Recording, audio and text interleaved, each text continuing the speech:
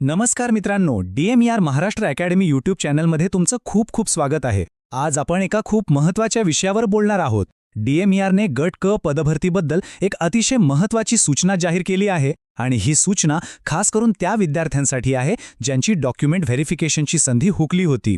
त्यांच्यासाठी ही एक सुवर्ण संधी आहे असं म्हणायला हरकत नाही. चला तर मग याबद्दल सविस्तरपणे जाणून घेऊया. तर मित्रांनो, तुमच्यापैकी बरेच जण असतील जे गट क तांत्रिक पदांच्या पहिल्या डॉक्युमेंट व्हेरिफिकेशनला काही ना काही कारणांमुळे जाऊ शकले नाहीत, नाही का? मनात धाकधूक असेल की अरे रे, संधी आपल्या हातून गेली. पण थांबा, तुमच्यासाठीच एक जबरदस्त गुड न्यूज आहे. तर हीच आहे ती चांगली बातमी. DMERने बघा एक खूप मोठा आणि महत्त्वाचा निर्णय घेतलाय. जेवढे पण उमेदवार अनुपस्थित होते ना, त्या सगळ्यांना डॉक्युमेंट व्हेरिफिकेशनसाठी हजर राहण्याची एक शेवटची फायनल संधी द्यायचं ठरवलंय. म्हणजे बघा किती मोठी गोष्ट आहे ही.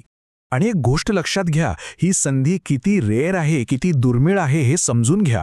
सहसा काय होतं, DMERच्या नियमानुसार एकदा चान्स गेला की गेला, परत दुसरी संधी वगैरे मिळत नाही. पण यावेळी नशिबाने म्हणा, तुम्हाला पुन्हा एकदा बोलवण्यात आलंय. त्यामुळे मित्रांनो, ही संधी अजिबात गमावू नका. बरं, तर आता येऊया सगळ्यात महत्त्वाच्या भागाकडे. ते म्हणजे वेळापत्रक. कोणत्या पोस्टसाठी कधी आणि कुठे जायचंय याची सगळी माहिती DMERने दिली आहे. चला बघूया. तर बघा, वेळापत्रक असं आहे. 23 मार्च म्हणजे सोमवारी ग्रंथपाल, एक्स-रे टेक्निशियन, ECG टेक्निशियन आणि अशाच इतर पदांसाठी डॉक्युमेंट व्हेरिफिकेशन होणार आहे. त्यानंतर 24 मार्च मंगळवारी लॅब असिस्टंट आणि लॅब टेक्निशियन यांची पाळी. आणि मग 25 मार्च बुधवारी फार्मासिस्ट पदाच्या उमेदवारांना बोलावलाय. पण एक गोष्ट लक्षात ठेवा, तुमचा जो फायनल मेरिट लिस्टमधला सिरियल नंबर आहे ना, तो यादीत आहे की नाही हे आधी नीट तपासून घ्या. हा मुद्दा खूप महत्त्वाचा आहे, नीट ऐका. फक्त त्याच उमेदवारांनी डॉक्युमेंट व्हेरिफिकेशनला जायचंय ज्यांचा मेरिट लिस्टमधला सिरियल नंबर या नवीन नोटीसमध्ये दिलेला आहे. तुमचं नाव किंवा नंबर त्या लिस्टमध्ये नसेल तर तुम्हाला जायची गरज नाही. हे एकदम क्लिअर ठेवा. चला आता बघूया पुढचा महत्त्वाचा टप्पा, डॉक्युमेंट्स. ही संधी यशस्वी करायची असेल तर कोणती कागदपत्र तुमच्यासोबत असलीच पाहिजेत याची चेकलिस्ट पाहूया. तर ही आहे तुमची डॉक्युमेंट चेकलिस्ट. 10वी-12वीची मार्कशीट, तुमचं ग्रॅज्युएशन किंवा डिप्लोमा सर्टिफिकेट, डोमिसाईल आणि नॅशनॅलिटी सर्टिफिकेट, कास्ट सर्टिफिकेट आणि त्याची व्हॅलिडिटी, हे सगळं तर आहेच. सोबतच वयाच्या पुराव्यासाठी तुमचा शाळा सोडल्याचा दाखला म्हणजे TC. आणि हो, सगळ्यात महत्त्वाचं म्हणजे तुमचं काउन्सिल रजिस्ट्रेशन. हे सगळे डॉक्युमेंट्स ओरिजिनल आणि त्यांच्या अटेस्टेड कॉपीजचे सेट बनवून तयार ठेवा. एक गोष्ट अगदी डोक्यात फिट करून ठेवा. या लिस्टपैकी एक जरी डॉक्युमेंट कमी असेल तर तुम्हाला सरळ अपात्र म्हणजे नॉट एलिजिबल ठरवलं जाऊ शकतं. विचार करा, तुमची सगळी मेहनत, सगळा अभ्यास सगळं वाया जाईल. त्यामुळे तयारीमध्ये अजिबात कमी पडू नका. ओके, तर समजा तुमचं डॉक्युमेंट व्हेरिफिकेशन झालं, मग पुढे काय? ह्यानंतर भरती प्रक्रियेचे पुढचे टप्पे काय असतील, चला तेही समजून घेऊया. तर प्रोसेस तशी सरळ आहे. एकदा का हे फायनल डॉक्युमेंट व्हेरिफिकेशन पूर्ण झालं की विभाग एलिजिबल आणि नॉट एलिजिबल उमेदवारांच्या याद्या लावेल.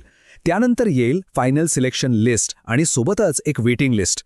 आणि तुम्हाला माहीतच आहे, जर निवड झालेला एखादा उमेदवार जॉईन झाला नाही तर संधी थेट वेटिंग लिस्टमधल्या उमेदवाराला मिळते. आता तुमच्या मनात प्रश्न असेल की फायनल लिस्ट कधी लागेल?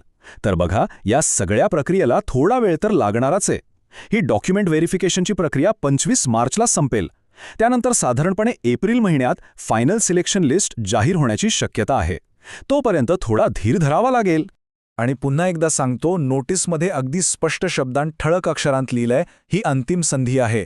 यानंतर कोणत्याही परिस्थितीत, कुठल्याही कारणासाठी तुम्हाला परत संधी दिली जाणार नाहीये. So this is it. हीच तुमची फायनल संधी आहे. तर मित्रांनो, आता तुमच्यासमोर प्रश्न आहे की या शेवटच्या संधीसाठी तुमची सगळी कागदपत्र तयार आहेत का? कारण ही खरंच करो या मरोची संधी आहे. तुमच्या सगळ्या डॉक्युमेंट्सची पूर्तता करा आणि या संधीचं सोनं करा, कारण यानंतर दुसरा चान्स मिळणार नाही. मित्रांनो, अशा सखोल संशोधनावर आधारित माहिती तुमच्यापर्यंत आणण्यासाठी आमची टीम दिवसरात्र मेहनत घेत असते. जर तुम्हाला आमचं काम उपयुक्त आणि मूल्यवान वाटत असेल तर तुम्ही स्क्रीनवर दिसणाऱ्या UPI QR कोडद्वारे मनापासून छोटीशी मदत करून आमच्या या प्रवासात सहभागी होऊ शकता. तुम्ही चॅनलची मेंबरशिपसुद्धा घेऊ शकता.